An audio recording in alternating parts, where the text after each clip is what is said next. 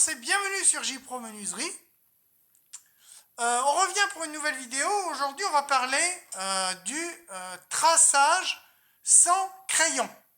Comment on peut faire du traçage sans passer par un crayon de charpentier comme celui-ci. Donc, on m'a demandé si c'était possible pour un menuisier de tracer au cutter. Alors, la réponse c'est oui, bien sûr, mais au niveau de la précision, ça ne sera pas terrible. Alors, moi j'aime bien vous donner des exemples. Donc je prends un morceau de bois, une équerre et un gros cutter. Je vais tracer un trait. Mon bois il est bien d'équerre, hein. Je l'ai passé à la raboteuse dégauchisseuse avant. Je suis mon équerre. Voilà, je le fais en même temps que vous, hein. Voilà. Mais il faut passer plusieurs fois. Alors, ça marque. Mais, vous voyez, une fois qu'on est devant la machine à bois, s'il y a des reflets, tout ça, on ne voit pas tellement le trait. C'est pour ça que moi, je préfère faire au crayon. Mais si vous êtes menuisier confirmé, vous pouvez toujours. Parce qu'au crayon, je prends... là, c'est les Work Zone de chez Lidl. Aldi même, ceux-là. Aldi en boîte de 12, ça vaut 2,99 € la boîte de 12. Et ils sont géniaux. J'appuie, je mets mon doigt comme ceci sur mon équerre.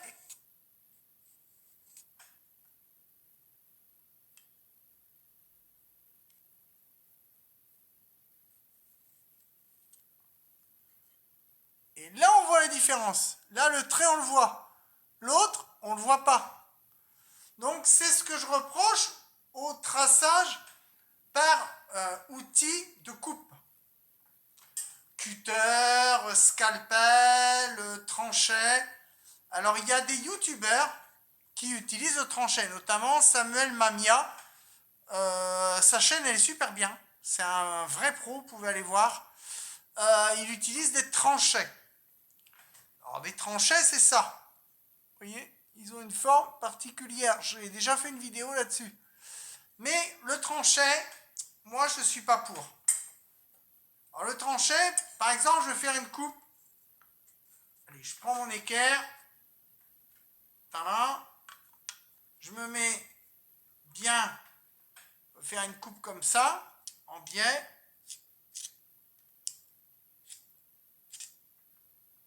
Moi, le tranché, on peut prendre d'un sens ou d'un autre, peu importe.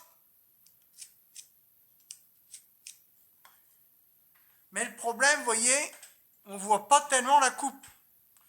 Donc moi, c'est ce que je reproche à ces outils de traçage. C'est que niveau coupe, eh ben, on ne les voit pas assez. Ça va être comme ces petits scalpels japonais. Hop. C'est pas mal, ça coûte 5 € les 3, 4,99 € chez Brico Dépôt. Mais on voit pas assez la coupe. Ça va être la même chose que ce trait-là. On peut essayer avec les traceurs, les scalpels japonais. Mais on m'a posé la question. Alors je dis, je vais faire une vidéo là-dessus. Donc je prends mon morceau, équerre bien collé sur le talon de mon bois, et je trace. Alors c'est un peu mieux, on verra un peu mieux que les tranchées classiques. Hop. Là, vous voyez, c'est un peu mieux. On voit un peu plus avec ça. À la rigueur des trois, entre ça ou le cutter, il faut mieux plutôt prendre ça. Le tranché japonais. C'est pas cher et ça sera un peu moins bien que le crayon, mais ça va rester correct.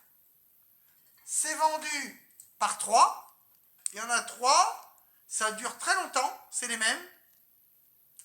Et bon, le plastique est costaud. Pour 4,99, ça fait le taf. Donc encore ça, moyen. Mais après les tranchets, il y a ce modèle-là aussi plus fin de chez Parkside. En ce moment, ils ne le sortent plus, mais ça va être pareil. Je peux essayer de faire une coupe à la volée. Hein, là, sans équerre, sans rien. Coupe à l'aveugle. Vous voyez, j'ai fait. On voit très peu. Hein. Ça va être le même que le Faithful. Ça va être exactement pareil. Il est un peu plus fin, mais ces trucs-là, faut vraiment être un ébéniste confirmé. Quand vous travaillez le bois les 5-10 premières années, moi je vous conseille de tracer au crayon. Crayon, ça peut être porte-mine. Ça peut être une porte-mine, mais vous voyez, le crayon, hop, je peux reprendre mon trait, je peux même passer par-dessus mon trait de coupe que j'ai fait là avec le traçoir. Le crayon, vous voyez, on voit tout de suite la différence. Donc franchement, si vous avez du traçage à faire, puis ça coûte encore moins cher, je vous dis, 2,99 € la boîte de 12. Donc, conseil du jour, je vais répondre aux questions qu'on m'a posées. C'est-il bien de tracer au cutter? Eh bien, je vais dire non, tracer au crayon. Sur ce, j'espère que cette vidéo vous aura plu. Likez, commentez, mettez des pouces et ayez toujours un crayon dans la poche à mettre, mais évitez les scalpels, cutters, etc. Le travail sera moins bon et au collage des assemblages, eh bien, ça sera moins précis. Donc, le crayon bien affûté, voyez la pointe en pyramide toujours, et là, vous aurez un traçage nickel et des assemblages qui seront parfaitement jointés. Sur ce, likez, commentez, mettez les pouces, et moi je vous dis à bientôt sur JPro Menuiserie pour de nouvelles aventures. Ciao, bye bye, portez-vous bien.